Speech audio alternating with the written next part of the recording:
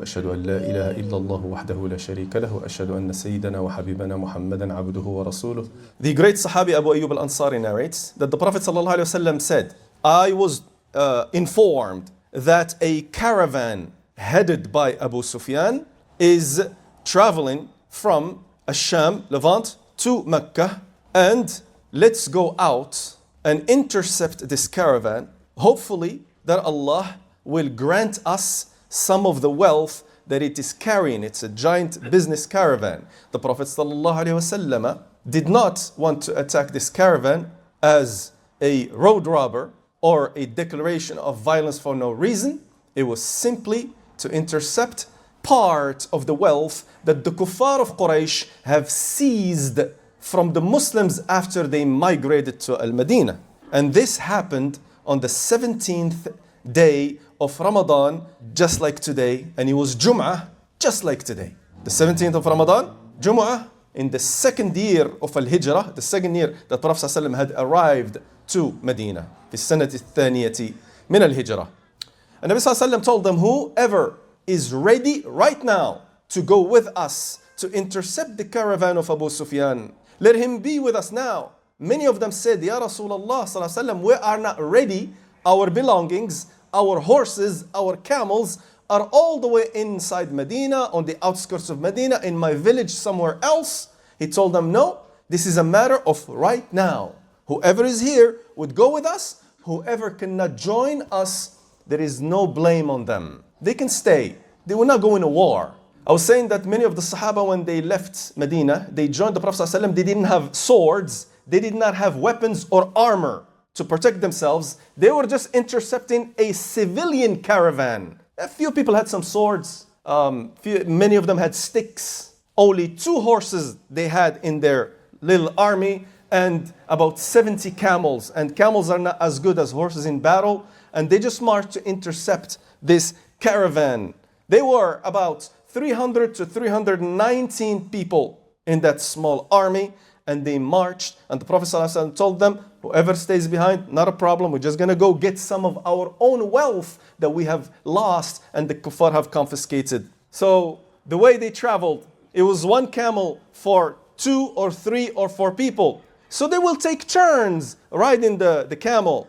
And out of his good luck for Sahabi Abu Lubaba and Ali ibn Abi Talib radiallahu anhuma, these 2 people were co-riders with the Prophet ﷺ. So 1 man would ride, 2 would walk, and then they alternate. 1 man, the other would ride, and then they walk, and so on. It was the turn for the Prophet ﷺ to descend from the camel and start walking. And Abu Lubaba told him, Ya Rasulullah, I will give you my turn. I want you to ride and I will walk further than the Prophet ﷺ, showing them that he's just one of them and there is no difference between the leader and the follower. He told them, you are not stronger than me while walking. And I am in need of the reward just like you guys. Let me walk. That was the Prophet ﷺ walking to that area.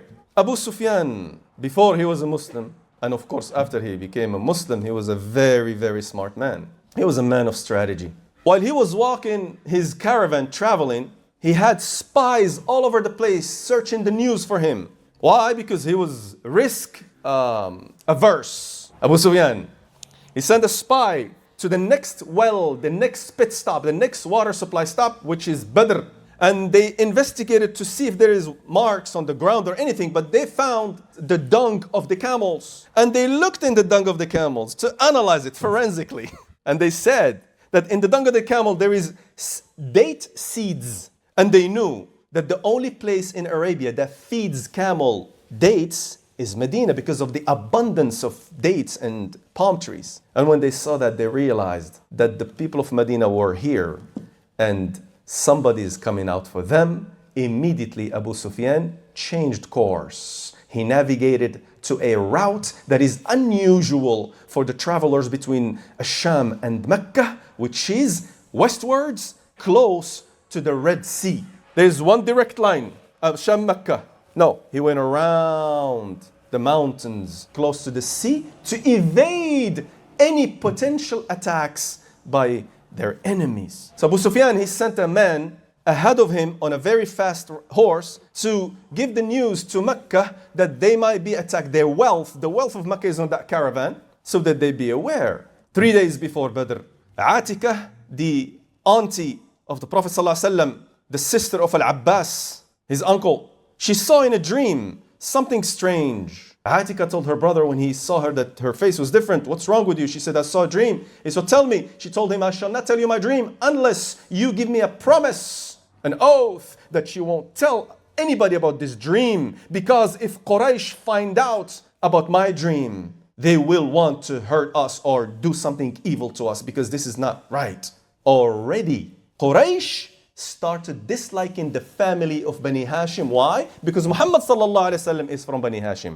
She said in the dream, "I saw a man coming with his horse into the top of Mount Abu Qubays in Mecca, screaming out at the top of his lungs, to the point that he made everybody between the two mountains hear him. He's screaming to everyone, running down to the masjid by the Kaaba, screaming until the men and the women came out. He told them, 'O people of betrayal, go out to your places of murder in 3 days or 3 nights.'"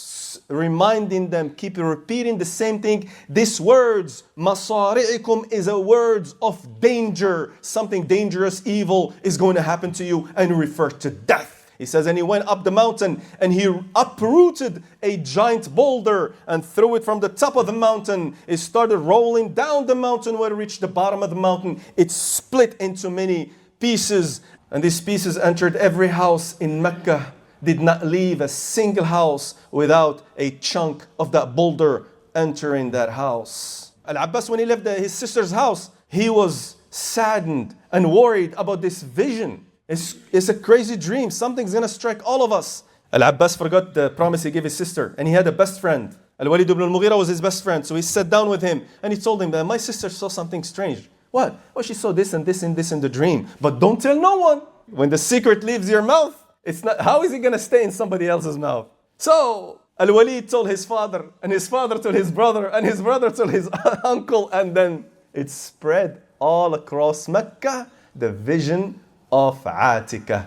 The next day, Al-Abbas went to do some business out of town. When coming back, usually that's what they do, tawaf around the Kaaba. This is even before Islam. When Abu Jahl, one of the tyrants of Mecca, he told him, Ya Abu al-Fadl, he called Al-Abbas with his son's name, Ya Abu al-Fadl, when you finish your tawaf going around the Kaaba, come talk to us. It's okay.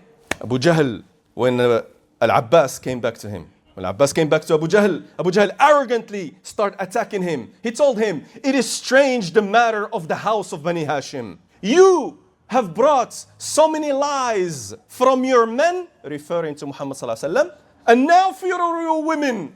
Your family and my family were like two horses racing one another in beating horses. And when the knees started to rub one another, meaning we're competing with one another, you claim that we have a prophet in our family. But let me tell you something. I have never seen a family that brings more lies than the family of Bani Hashim, both men and women. And let me tell you something about your sister's dream. We will wait those 3 days and or 3 nights. If what she says is true, we will believe you. But if what she says didn't happen, we will write a document and we will glue it or hang it to the back of Al-Kaaba, where we say that the house of Bani Hashim is the most lying house in entire Arabia.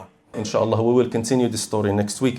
اللهم يا رب السماوات والأرض يا غفور يا رحمن يا رحيم يا ذا الجلال والإكرام يا ذا المغفرة والجبروت يا رب العالمين يا أرحم الراحمين اغفر لنا واعف عنا وشافنا واعف عنا يا رب العالمين اللهم اغفر لآبائنا وأمهاتنا وعلمائنا ومشائخنا اللهم وحد صفوفنا يا رب العالمين اللهم اشف مرضانا يا أرحم الراحمين اللهم ارحم موتانا يا رب العالمين اللهم بارك في أولاد المسلمين اللهم كل المسلمين في جميع أنحاء الأرض يا رب العالمين اللهم يا رب العالمين أذنبنا وأخطأنا في حقوق أنفسنا فإن لم تغفر لنا وترحمنا لنكونن من الخاسرين اللهم اغفر لنا مغفرة من عندك وارحمنا إنك أنت الغفور الرحيم وصلى الله وسلم على نبيه الكريم قوموا إلى صلاتكم يرحمكم الله